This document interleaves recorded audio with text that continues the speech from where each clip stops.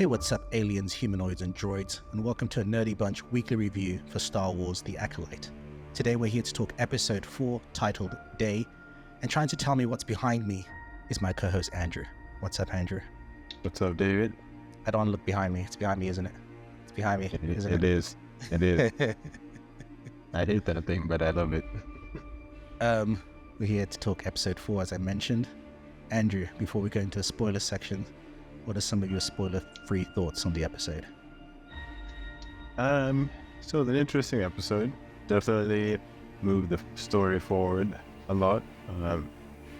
Came to a very intriguing cliffhanger, right? No one can deny that. But yeah, I feel like I've left a lot of questions that I hope they're going to answer. Right? I'm hoping it could end up as good storytelling or questionable, depending on how many loose ends they tie.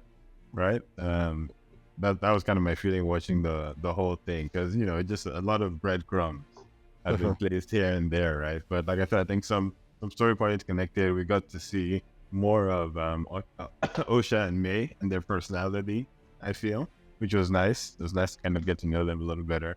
And yeah, I feel like some of our initial questions and the rumors about some characters, we got some scenes here that made them look even more questionable. So it was an interesting episode, right? The moment where I was a little confused, but just confused in terms of I can't wait to see how this ties in the future, right? It definitely was one of those episodes that literally leaves you wanting more. You're like, wait, what? What? Especially because I believe it's the shortest episode of the season so far. And so you felt that length. I was like, wait, it's over already? And just like, what? No, give me more. I need more right away. It's definitely one of those episodes that's going to make the wait for the next episode feel long. We've talked about it before in previous episodes about how this episode of this show plays in the gray areas, where some people may not be as quote unquote good as you think, or some people may not be as bad as you think. And I think this episode starts to show that blend with certain characters. For sure. And we're like, oh, okay, that character is going a bit dark, or that character is not, and it also has moments where it's like you said, it's revealing more of the mystery about halfway through the season. But I think also it's giving us some red herrings, because some of them are a bit too obvious, and I'm like, I don't know. I know this is what I initially thought, but maybe that's what they want me to think. I agree. It's a double bluff moment. There were some disappointments I felt with some characters, or lack of some characters. I'll go more into spoilers. I think some characters, there's a fate of certain characters that I feel would have had more gravitas if we'd spent more time with the character, as opposed to you're supposed to feel something good or bad, I want to say, for a character, but I felt like we needed more with that character specifically for us to feel something, and I felt that we were almost shortchanged a bit, I will say. And again, the length of the episode probably didn't help in that either. Let's go into spoilers, because it's hard to keep skirting around certain things. I'm going to go straight for it. That ending. Ooh.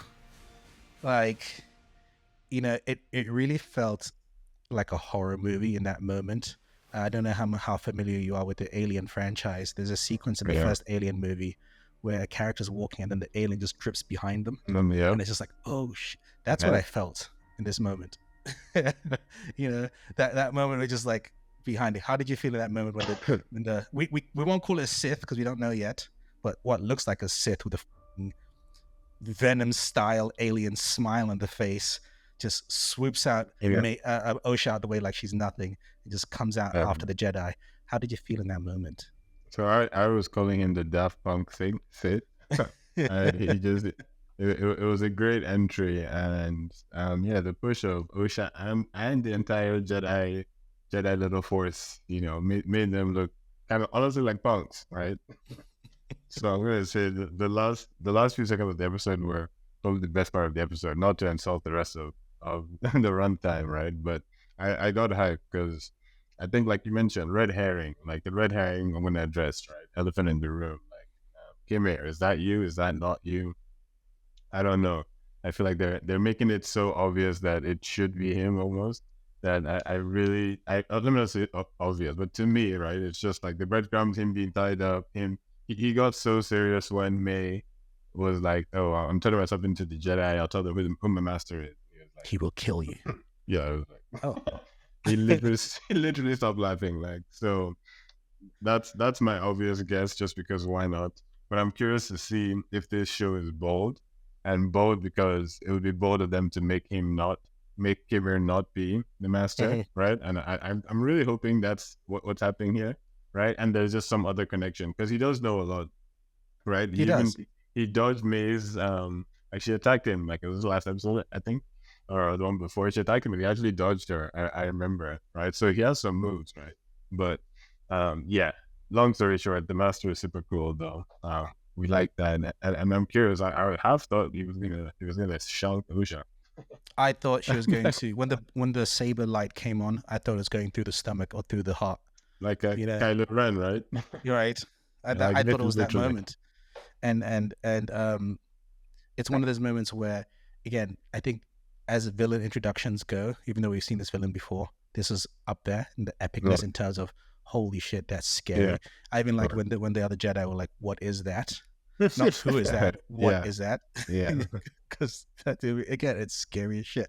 Especially at a time where, from the Jedi's perspective, you've never really seen threats in a long time. Right, exactly. So for something for you to fear must be really threatening. And even beforehand, a soul even senses its presence. Right? Yeah. Kind of that's how powerful it was. It's kind of like, oh shit, there's something behind us. Let's turn around. And I think that was presented so well. But let's get into Kymer. He spends a lot of the episode as well, kind of like rushing May, like, come on, let's go. Hurry up. I love when she's just like, can I take a break before I fight a Jedi Wookiee, please? You know? A very real moment, right? Because, like, fair enough. I assume you want to be well fed and rested. Right. You know, like, I'm not going to fight not just a Wookiee. A Wookiee's bad enough, but a Jedi Wookiee after, running through all these jungle environment. Can I get a second, please? But he's very much about pushing her. And, you know, he's very much about when she says, oh, it's impossible to kind of kill the Jedi without a weapon. And he's like, no, it's not impossible. No. And she's even said, oh, have you seen his face? And he doesn't say, no, I haven't. He says, you know, I haven't. Yeah. You know, almost like skirting. So so many moments of, at the very least, my question to you is, if Kymer is not the master, which, you know, we've been thinking that he might be for a while now, but if it is a red herring, what is Kymer's motivations? So interesting. And I can't wait to see. I wish I knew more possibilities for actual Star Wars lore, but I'm also happy I don't. It's kind of just a free creative space, because it really could be anything, right? Like I see, who was it? I'm going to forget her name, but the Jedi Master that Saul was talking to, the green lady. Master, isn't it N.A.? She is the master. Damn it. It's on the tongue of my tongue. Venestra, thank you. Yes. She, the whole time, I through that whole meeting and after, between her and Soul, it just feels like there's a lot going on in this world, and I don't know. I'm calling Kimmer as being like bastard child of some ex-Jedi, or he's trying to sacrifice someone to gain some power. Yeah. Just I don't know. He doesn't. He's one of those that he seems, like you said, he's being so like comical, but then this episode we've seen him be hurried, right? And hurried a lot, and then you know, like not just like, oh, I'm here for you. It's like, you know, you need to do this. He's like, I mean, I don't want to anymore. He's like, no, you can't. He's like, chill. Like, why do you care? So I don't know. Like I said, I don't know why. Maybe I'm not saying this because they both are Asian, but like maybe like Soul's son. Bastard son. I mean, you never know. I'm going crazy. I'm throwing it out there. Why not?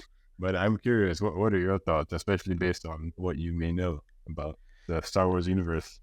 Again, this is a character, because of the setting, I don't know anything beyond what we've seen, but definitely has ulterior motivations. You know, you say things like, "Oh, I'm here to help you." You know, why are you helping her? You know, what's her mission got to do with you? I definitely think there's more to it than we realize.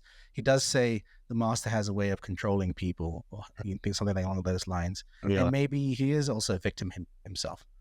and there's more to it than we realize. But everything for me says he's the master, but then there's a part of me that says it's gotten too obvious, so it can't be the master. So I'm not quite sure. But then it's like, if he's not the master, then what are the motivations? I do like the idea of he does know more about the Jedi, and he has more connection to the Jedi at least than we've realized. Yeah. He's maybe bitter about something, because he really is pushing her to kill these Jedi. Yeah. But then why is he pushing her? Why can't he do it himself if he's the master? Exactly. What's it to push her? Is it because you want to push someone to because you want to push someone to the edge before they can turn into the Jedi side, right? It's like that last act that he did, and maybe he's trying to push to have his own apprentice this way. I don't know, but I'm curious. But you mentioned Venestra and Saul, so let's go back to the beginning of this episode. Yeah. When they're at the Jedi Temple in Coruscant, they're talking about May, and the fact that her power levels means that she has been trained by someone proficient. There's one time when someone's like, she can't be that good, and Venestra's like, yet she eluded. No, I think it was Saul. So he's like, yet she eluded you, and she killed 2 Jedi Masters. Let's take her more seriously, all right? And again, there's moments where Saul is just like, oh yeah, kill the other 3, and she's like, going after the 3, and she's like, 4. Like, hello, 4. You, buddy. All right, let's not forget. She gets mad at Saul for like, why did you tell me this sooner? Maybe you could have done something about it. But at the same time, she doesn't want to tell. And we've seen this before. The Senate, the High Council. Doesn't want to tell the High Council, the Senate. And I feel like these are the beginnings of the seeds of the Jedi keeping things that would lead to their downfall. The complacency, the set of the complacency, the denial, and then just the fact that how politics have affected their decision. Yeah. Why do you think Venestra is worried about the politics? That's very interesting, because I'll say it this way, like, whatever happened that night with Saul and the witches is still, kind of a mystery, like what the specifics, right? That I feel like a lot of things have stemmed from that day. And I can't tell if Venestra is like in on it, or she's actually trying to uphold her to the best of her abilities, right? Being a good master. And kind of like you just said, she's starting to realize that, wait, you mean there's secrets that I don't know about? No. This is freaking me out, right? Because now you're telling me this kid has a twin, and then it's starting to spiral. And I think that's also an interesting angle. If to the best of her ability, she literally is being good, because while they were talking, there were 2 other Jedi Masters who were kind of like, peeping from the side, trying to look and not look. And I think it's just the same idea of like, okay, what really happened? How many people know? What's the cover-up? How many cover-ups are there? Like, Venestra, are you in on it or not? These are the questions that are running through my mind, at least.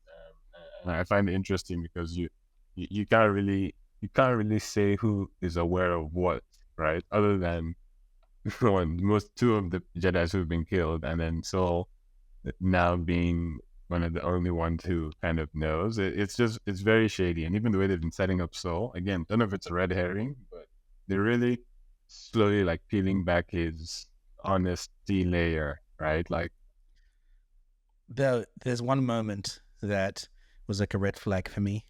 As someone who's watched a lot of movies and TV shows my whole life, you pick up on things, right? That if a character says everything's gonna be okay, it means it won't be okay. If someone says I'll be right back, it means they won't be right back. Saul says to Osha, once May is safe and we get back, I'll tell you everything. I wrote that down as well. I feel like Saul's not coming back. The thread, it's like, hey, go grab your shoes. We'll go to the park together. And then the kid goes to get the shoes. The parent's long gone. That's right.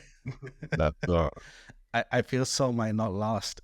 Something he might not survive to go back and tell everything. It's one of those. If you don't tell me now, will he survive to tell Osha and by proxy the audience everything? I don't know. Maybe that's foreshadowing, or maybe again that's kind of to throw us off. I have no idea. One of the things I want to talk about is, I mentioned in the spoiler-free segment how this show is starting to blend the dark and the light of it all. And I think there's moments where both Osha and May show semblances of both. And sometimes it feels like Osha is moving towards the dark, and sometimes it feels like May is moving towards the light. So I'm gonna start with May, because she has a big heel turn that I think for me on paper works, but I think it's just missing something for me to kind of fully believe it. But I accept it enough, and that's a heel turn when she tells Kaimi that, Kimura? you know what, Yeah. I'm not doing this anymore. My sister being alive changes everything, and my obligations to her, not to the master. And she's like, I'm gonna go and give myself in. That's it. I don't want to do this anymore. How did you feel about that turn? So I like how you phrase it first. I see the streaks of light inside May. Even if it's not light, I do like that she addressed that, because we kind of felt that, I feel, right? Even from the energy from when she found out Osha was still alive to that, it tracks, right? I'll say that makes sense. And even Soul says it. There's still goodness in her. Exactly, right? And that's one of the themes, again, that we mentioned. I love the most about Star Wars. Like, everybody has a little bit of the opposite inside you.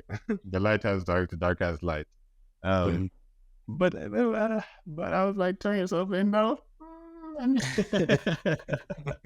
was like, I don't know, maybe, especially because this is the time pre, like, Jedi Sith, like, staunch opposing sides. Like, I mean, maybe just, go find your sister and find the planet and go live in peace. I don't know.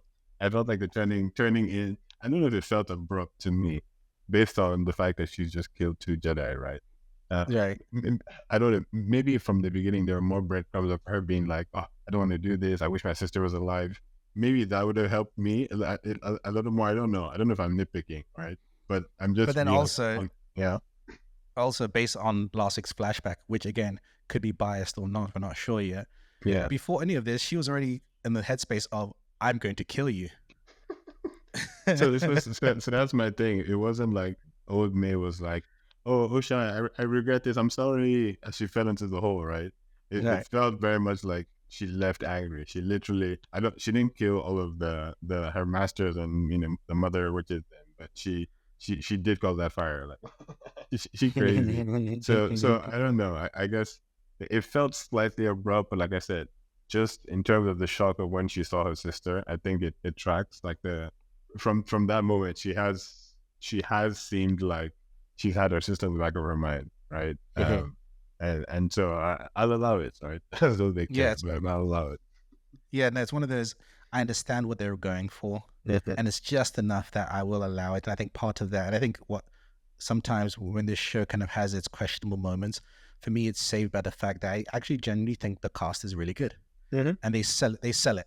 All right, I think Right, yeah. with lesser actors, I'd be more like, I don't know. Yeah. Yeah, I understand the need for the character to turn. It makes sense. I just think, like you said, I think there wasn't enough obvious setup that made you feel like, oh, this is going to happen. They were setting us up for this epic fight with Count Neka, the Jedi Wookiee, Yeah. and we don't even see the fight. I was Yeah. kind of disappointed in that. That's the worst thing they could have done, honestly. Like, I'm not sorry. I missed it the first time I watched it. By the way, I'm not Yeah. joking. I was kind of watching and doing stuff, and then I watched again. I was like, wait, what? Why is he lying there? It was just like it was literally like an off-screen death. Like, oh, by the way, Right. And I don't mind an off-screen death, but like I was saying in the spoiler-free segment, that could have had more impact if we knew him as a character. We don't know him as a character as the audience. well, So a lot of it just comes from like, oh my God, fighting a Wookiee, it's gonna be tough. Oh, it's gonna be tough, and then he's dead. dead Wookiee. And it's just like, oh, okay. There's no impact for us of like, oh shit, he died. And I feel like if his character had been more prevalent before the death, and again, I don't mind the death happening. It's just there's no oomph to it, right? At the very least, at least with Trinity, because we know it's Trinity, there was oomph when she dies. Yeah, and I don't know. I think there's just something missing from that I death think that I wish. it's unfair because the other 2 Jedi's we like. So it's almost like murder mysteries where it's like you always show that slice, like the moment before the person died, right? I guess we're kind of expecting it, and I feel shortchanged, honestly, on that part. Same. I mean, I feel like we still have more flashbacks to visit, so we can still see dead characters in flashbacks. Yeah. But I just think seeing more of them before the death would have just give more impact to the death. Just be like, oh shit. Yeah. because again, 'cause it would we understand through dialogue that he would have been a tough Jedi to kill, but I think it would be more Apparently. right. Exactly. I think if we'd seen it and then we see the death, we're like, oh shit, who the fuck could have Okay, killed? Yeah. exactly. But So I no, think it did. it's just like side eye. Like, were you even strong? Right. And yeah, and speaking of Kaneka, in the opening sequence, something's going on with Kaneka. All over his like little abode, we see the symbols from the coven everywhere. I mean, you may not have an answer to this, but what does it mean? What does it mean? You know, was he going through was he going through a mental breakdown? Was he going through psychosis, some problem, or was he? I don't what was it? Have you seen like the number 23? This kind of movies where they start writing everything, the numbers everywhere. Exactly. My wild guess was that one of the witches of the coven took over his mind back then and made him kill some of them, and it quite got crazy. And then he's traumatized by that experience. He's That still mentally kind of broken. Yeah, because that the thing with the black in the eye, like they literally took over Oh, his mind, and that's like it left like a psychic imprint. You know, like Professor X when he like messes with people, and they don't talk about this, but he probably leaves what like if psychic trouble. what if he was the one that gave Torben the scar? You know, because we saw Torben with the scar when he was older, but Mhm. didn't have one previously. Yeah, Then yeah, wow, maybe. Um, we get a moment with May, with Osha. Again, Osha goes through two kind of phases back and forth, where there's times where she's just like, I don't care. May's a murderer. I don't care what about her. But she's still harboring that anger. And this is why I talk about seeing shades of dark, yeah, because that's kind of what that anger is what holds you back from being a Jedi. She yeah, even says so as much in the opening sequence where she's talking to Jackie, and she's just like telling Jackie that I quit because I was still angry. yeah. I couldn't be a proper Jedi. Whatever that means to her. So she clearly knows herself, and to the point where when one of the things where you know it, Yeah. but you're not doing anything to change it. It's one thing like, yeah, I know my problems, but do you feel, because there's a moment though when uh, um, Saul comes to ask her for help. There's a moment where she thinks he's trying to recruit her back into the Jedi. Do you think she wants to be back in? I think that was one of her best acting moments. Because yeah, he came and she was like, "You went back in the Jedi," and he was like, "Like what? What? No, trying to use you, girl." And yeah, You and were already too old then. yeah. Yeah. That's so wrong and so right. Because yeah, sorry, the clip of them when the children were trading, just like these are literally like child soldiers. But whatever. That aside, she definitely wants back in the Jedi, which begs this show. Like I said, by the end of the show, I know if it's a good show or not to me, because there are so many questions that they have to address. Like, why did Osha leave? Like, I need details, not just like, oh, I was angry. Because sometimes I don't feel like I see her anger enough, Mm-hmm. right? For the anger that I don't know. Again, I might be nitpicking, but just like if this anger is what kept you from being in the Jedi, I kind of would expect to see a little more like actual like Yeah. she like flares up when she thinks about me. Like, I can't believe they did this to us, right? It's just always like, oh, I'm angry. Yeah. I A say little tepid she's from not a me. hothead. She's not, right? It's not like night and day Tom Jekyll, Mr. Hyde anger. Like that's kind of what I'm expecting. Like that's why you had to leave the Jedi. Like, Yeah. oh shit, don't go back to your old ways. Maybe they'll increase that next episode and more. Let's see. But I don't know. I find Osha interesting, and I still feel like there's something from that night that I'm hoping is gonna like piece it together for me. There's one moment as well when they're walking through the forest and they see the little bumps on the trees. I thought that was done really well, because to me it looked like bumps on the trees. Me too. Of course, there's always one. Oh, she's a touchy person. I told my wife, "You're a touchy person. You touch it too." Yeah, there's some people you just have to touch. So but yeah, DD from Dexter's Lab. Exactly. Like, Ooh, what oh, does this button do? like, come on, man. Like, yeah, anyway. And then when No. after though I thought that was a bit anticlimactic, the attack. I thought all of them would wake up and attack. And it'd be a crazy chase sequence. I think we watched the episode together because it was like, oh, one bug, and he like sliced the bug, and literally was looking around like, oh, where's the other 500? And then Right? oh, like No, that's I don't it. know if I'm scarred from Scavenger's Reign because in that show after he cut it, it would have turned into like two flying Venom Hydra, and they would have come back with Right. psychic powers. It would not be that easy. But again, not a nitpick. But I did like the moment though when she's talking to Jackie and says she feels regret. She's like, her actions caused the death of this creature. Mhm. So again, we're seeing shades of light again. It almost reminds me of the moment where in the flashback when they were younger, when she's trying to force hold the butterfly style creature. Yeah. You know, there's limits of compassion where she's just like felt bad. It's almost like if you're a kid and you accidentally squash a bug, you're like, damn, They feel bad. Yeah. I didn't mean for that tap. I didn't mean for Yeah. your death.